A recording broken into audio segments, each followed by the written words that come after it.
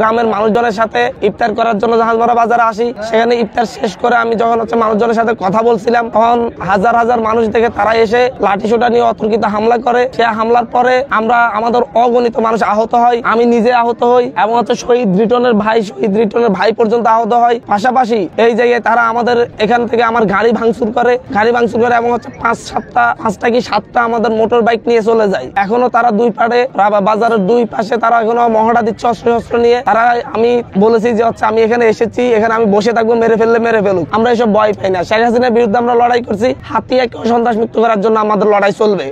এই সন্ত্রাস চাঁদাবাজ মুক্ত হাতিয়া গড়ার জন্য আমাদের যে লড়াই, যে সংগ্রাম, সেটা চলমান রাখা হবে।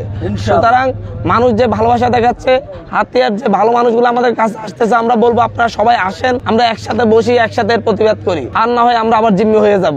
শহীদ রিটনের ভাই, যিনি যাত্রাবাড়িতে শহীদ হয়েছিলেন, সেই শহীদ রিটনের ভাইকে পর্যন্ত তারা হামলা করে। উনি যখন প্রতিবাদ করেন, উনি যখন কথা বলতেছেন, তখন তারা ওনাকে হামলা করে, ওনাকেও ফিটাই। মানে ওদের কাছে সন্ত্রাসীদের হাতে কেউই নিরাপদ নাই। যারা রক্ত দিয়ে তাদেরকে জিম্মি দশা থেকে মুক্ত করেছে, তারা তাদেরকেও পিটাই, শুধুমাত্র হীন স্বার্থে। চাঁদাবাজি করতে পারতেছে না, দখলদারিত্ব করতে পারতেছে না, এই স্বার্থে।